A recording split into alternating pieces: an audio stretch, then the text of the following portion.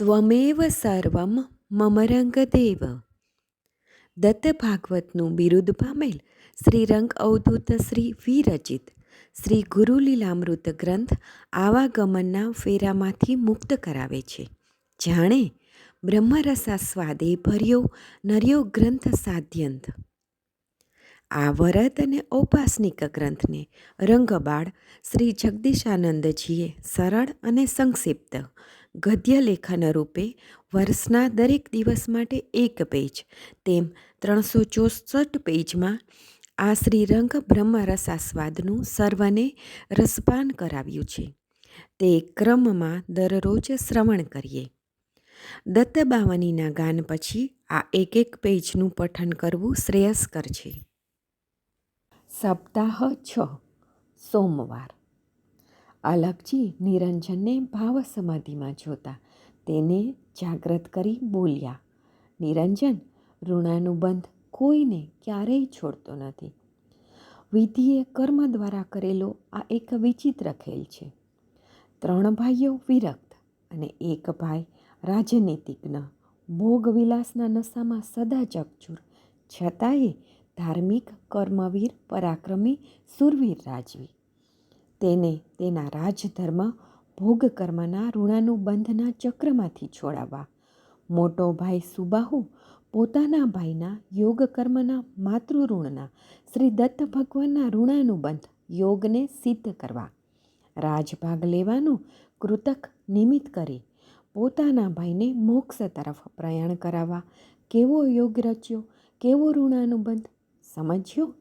ચારે બાજુથી તિરસ્કૃત થયેલો, અપમાનિત થયેલો કયો પુરુષ ડાયો ડમરો થઈને પોતાના અહમને ભૂલીને કોઈ સદ્ગુરુનું, કોઈ શાસ્ત્રનું કે સજ્જનનું શરણું સાને યાદ ન કરે?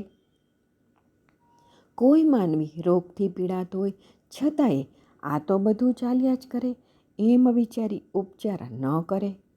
અને જ્યારે છેલ્લી સ્થિતિ અસહ્ય થતાં આપ્ત સ્વજનોની સલાહ અને ડૉક્ટરનું શરણું લેવું પડે, એમ અહીં પણ યુદ્ધમાંથી અપમાનિત થયેલો રાજવી ઘોડો લઈને ભાગી ગયો. એ પણ મા મદાલસાએ આવું થવાનું છે તે પહેલેથી જ કહ્યું હતું અને તેના ઉપાય માટે જ પેલી પત્રિકા લખીને આપી હતી. તેનું સ્મરણ થતાં અલર્ક સીધો જ વનોપવનમાં સાચા સંતનું શરણું શોધતા કોઈ ઋષિ આશ્રમે પહોંચ્યો. એક ઋષિવરને મળ્યો. તેમને પૂછ્યું, હે ઋષિવર, કોઈ સાચા સંત ભગવાન ક્યાં મળશે? આપ મને તેનો મુકામ બતાવો. ઋષિવરે કહ્યું, હે રાજન, સહ્યાદ્રીની પર્વતવાળાએ માતાપુર નામનો રેણુકાશ્રમ છે. તેની સામે ઊંચા શિખર પર અનસુયાસુત શ્રી દત્ત, જે યોગીઓના શિરતાજ છે, તેના દર્શન માત્રથી ભલભલાની ભવવ્યથા ટળે છે. આટલું સાંભળતા જ આનંદની અબધિમાં ઘોડો દોડાવી તે દત્તાશ્રમે ગયો. શ્રી દત્ત ચરણોમાં સર્વસ્વ સમર્પણ કરી વંદન કરી પોતાની અપાર દુઃખની વ્યથા કહી સંભળાવી.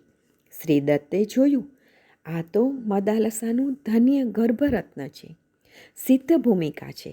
તેને બ્રહ્મજ્ઞાની બનાવવા વધુ શ્રમ પડશે નહીં.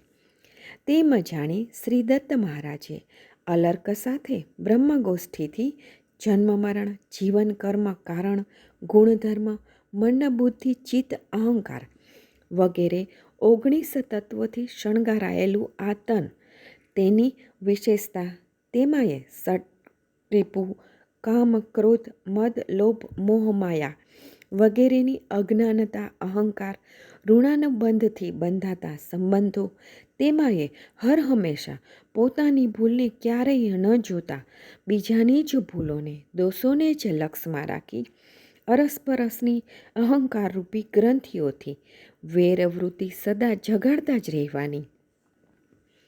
ક્યારેક જમતા જમતા કે બોલતા બોલતા અજાણતાથી દાંતની વચ્ચે જીભ કચડાઈ જાય છે, ત્યારે કોનો વાંક કાઢો છો? ભૂલથી આંખમાં જોરથી હાથ અથડાતા જે વેદના થાય છે, ત્યારે કોનો વાંક કાઢો છો? શું દાંત, જીભ કે તે હાથ આંખને કદી શરીરથી દૂર કરો છો? કેવા ચૂપચાપ સહન કરી લો છો? બસ આટલું જ જો સમજાઈ જાય તો બીજાનો દોષ કાઢવાની વૃત્તિ દૂર થઈ જાય. છતાંય આ દેહમાં દ્વૈતરૂપી મિથ્યા અહમની બલા વળગેલી છે. સ્વાત્મ સ્વરૂપથી ઓળખ થતી નથી. દેહભાવ ક્યારે છૂટે? વિરક્ત કેવી રીતે થવાય?